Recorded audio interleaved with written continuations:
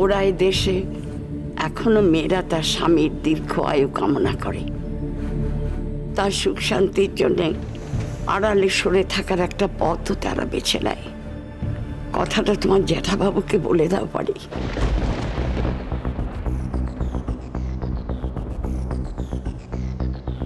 গদাই।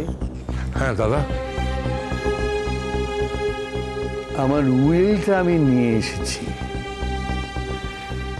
এটা আমি তোর হাতে দিতে চাই। কিসের উইল? বিদেশে এতদিন রোজগারপাতি করে কিছু তো অর্থ সঞ্চয় হয়েছে আমার, তার বেশিটাই চ্যারিটেবল অর্গানাইজেশনে দিয়েছি, আর বাকিটা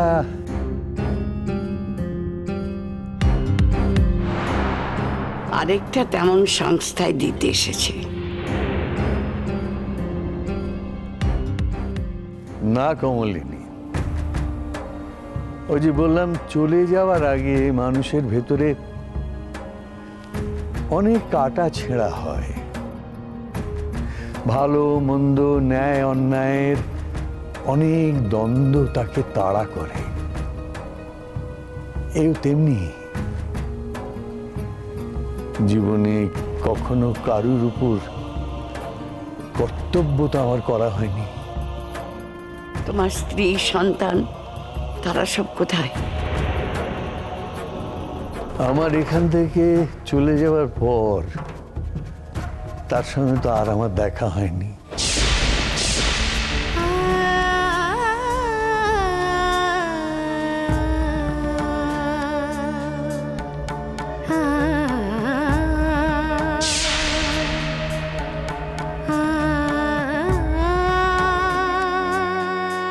যার জন্যে ফুলশয্যার রাতে অগ্নি সাক্ষী করা বউকে ছেড়ে চলে গেলে তার সঙ্গে তোমার দেখাই হলো না। না, দেখা হয়নি। কোনোভাবে আমার বিয়ের খবর তার কাছে পৌঁছেছিল। লোকে বলে সে আত্মহত্যা করেছিল।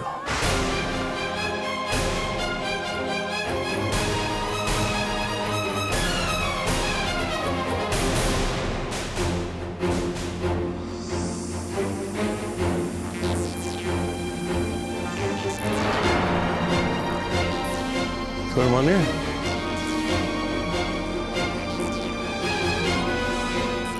এতদিন, এতগুলো বছর তুমি এর মধ্যে একবার এলে না কেন দাদা?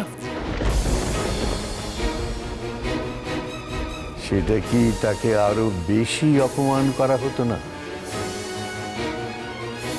এমিলি নেই বলেই আমি তার কাছে ফিরে আসতে পারতাম। সে যে এত অবহেলার যোগ্য।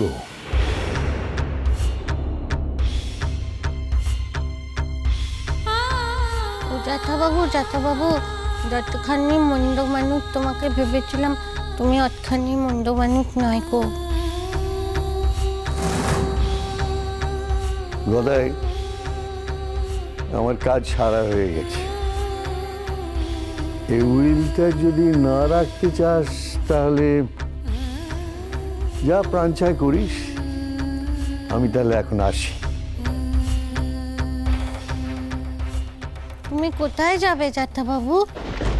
হোটেলে মা, সেখানে উঠেছি কিনা, হোটেলে 2 দিন থাকার পর ফিরে যাব।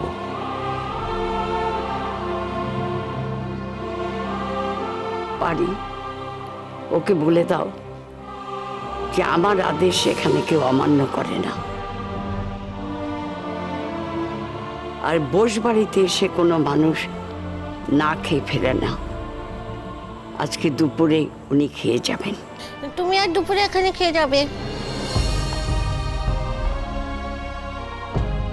শুধু শুধু আবার আমার জন্য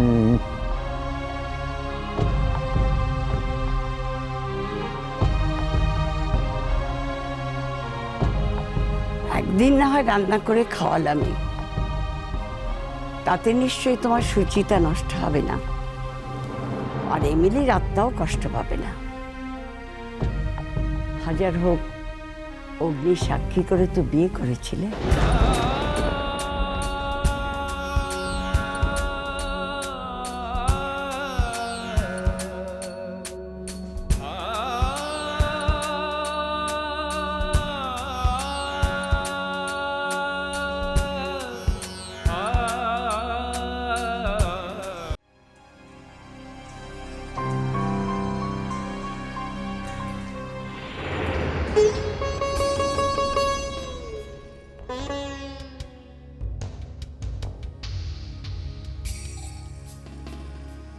কমলিনী,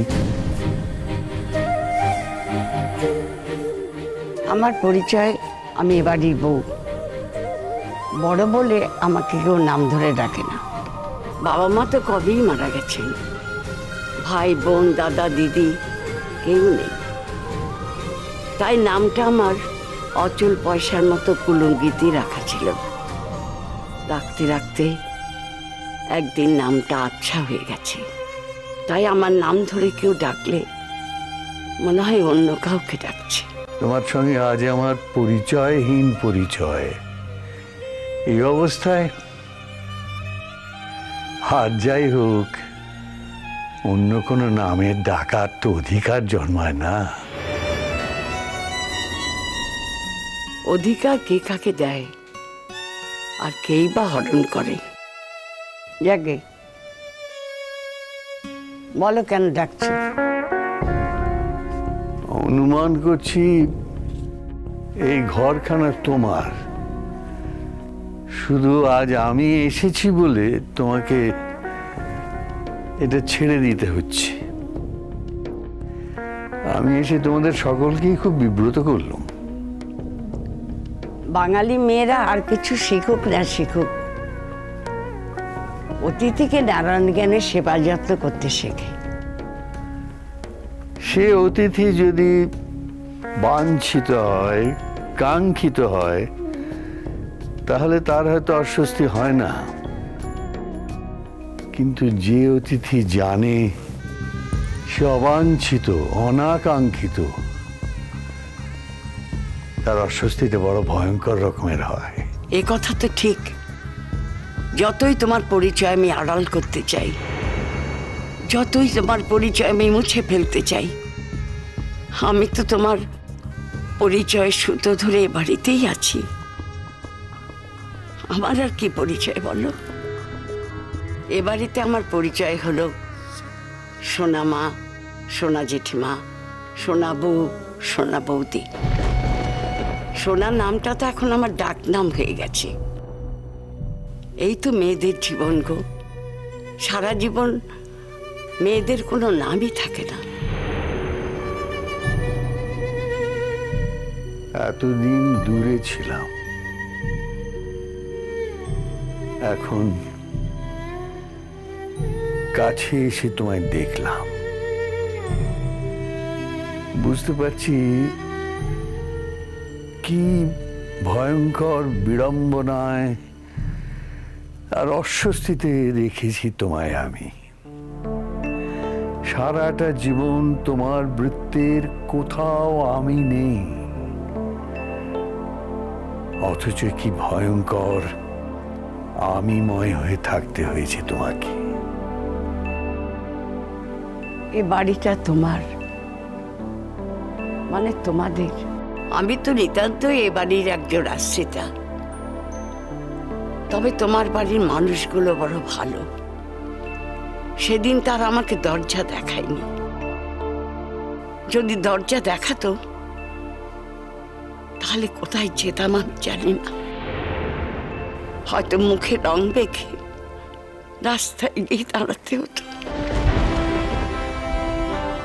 শোনাবো কমলিনী, সরি, আমাদের ফুলসজ্জের দিন দুপুরবেলায় এক গোছা চাবি এনে মা তোমার হাতে তুলে দিয়ে বলেছিল, আজ থেকে আমার সংসারের চাবি তোমার হাতে তুলে দিলাম শোনাবো।